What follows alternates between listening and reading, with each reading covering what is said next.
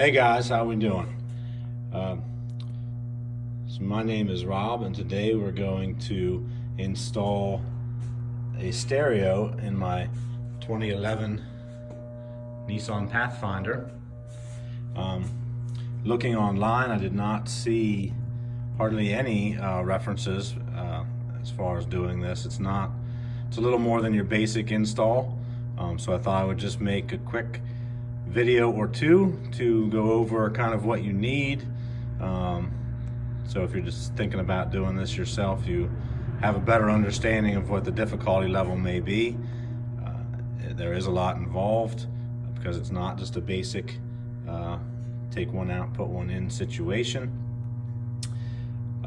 Looking myself online, I did not find anything really except for the video from Metra, who sells the kit to do this. So if you'll see my console here, the stereo and the screen and the HVAC stuff is all integrated into kind of one unit. So you need the screen to be able to control all of this stuff, and also these controls here on the side. So all of this will be changing with this installation kit that is sold by Metra, which is the Turbo 2 kit, 99-7620B for 2008 to 2012 Nissan Pathfinder and 2008 and up Armada. So what this actually does is it keeps your factory screen, so there'll actually be two screens in there, which is not ideal in my mind, but it's pretty much the only option that I found. So what it does is it takes the stuff that you have in there now, and this is what comes with the kit here.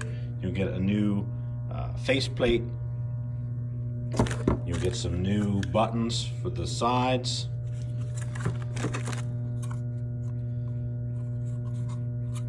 So all of this stuff takes up that space, and if you're doing a single DIN stereo, you'll also get a little pocket to take up that extra space, and then you also get some mounting stuff. It comes with all the wiring that you need, and then some.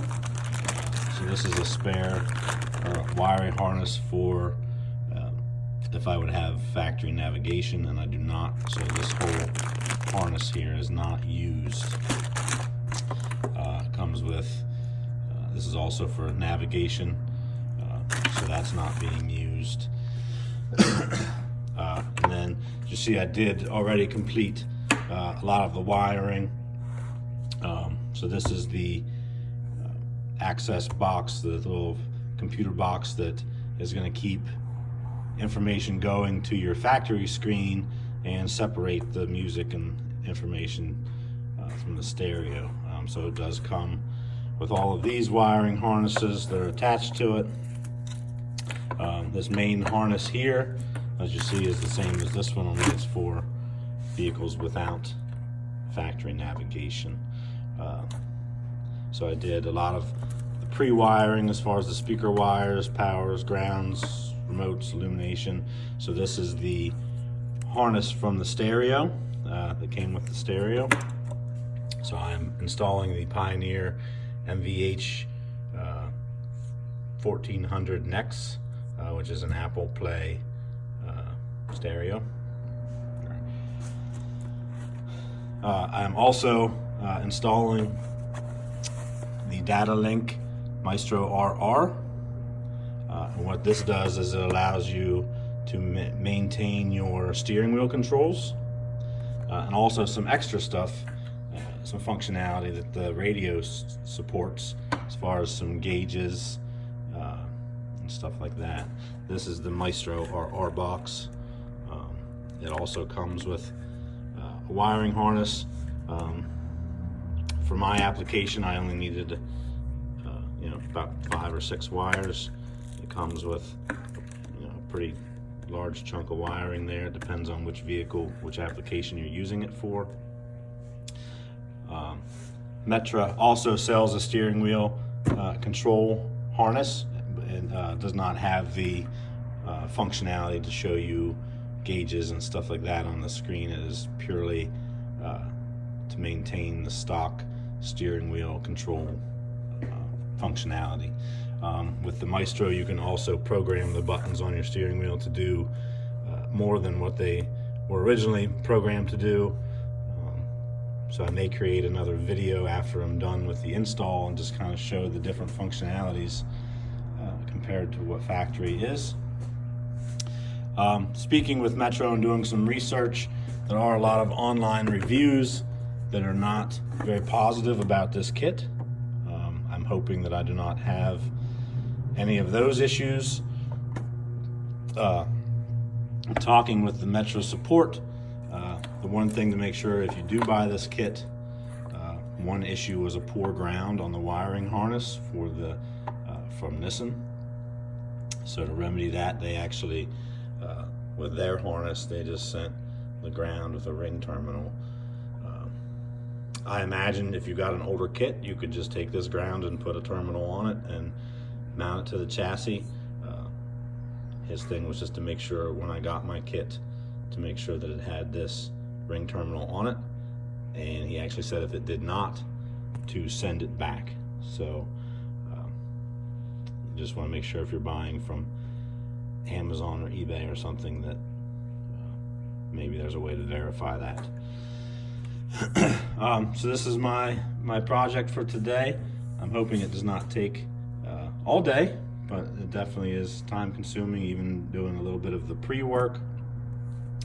I am hoping that it turns out to work fine, and I will do a follow-up video with that information showing it work.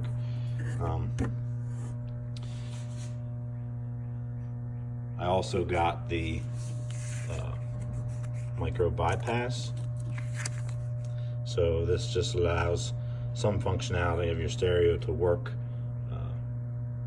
while you're moving. This head unit does not support HDMI input or anything like that, so you know it's not for movies or anything like that, but there's some settings and stuff that you can't adjust or change while you're driving. So it's and on the wiring harness, all that is, I think I have it taped up, but it's just a little 3-wire piece. It doesn't take up a lot of space. I guess I can't even see it now. I think it's taped up in my harness. So yeah, I mean, if you wire stereos, this part is basically, you know, the same, and you just go together and connect the wires, and there are instructions. Everything comes with instructions on how to wire what and where things go. The Maestro RR has to be connected to your computer, and you have to flash the program that works for your vehicle and program the buttons that you want on there. If you go to their website, it's pretty straightforward. So that's not too bad. You just have to flash it before you install it. This kit obviously also has this little box. It needs to be updated. Reading through the instructions, you can't do that until there's a process to do that after you have power from your vehicle going to it. So you got to hook everything up and get it going before you can update it. The stereo itself also does updates. I don't know, you know, if it's on the latest version currently or not, so I'll have to check that. So yeah, I didn't see a lot on the web as far as doing this, or even with this kit, except for from Metra itself, and they didn't really go through a lot of technical information. They showed the pictures of it in the vehicle and explained it a little bit, but hopefully I've answered some questions for you. If you have more questions, feel free to ask those below, and I will also do a post-install video after everything's completed. I'm not going to do a video of the install itself, being this, you know, I haven't done this before, so I don't know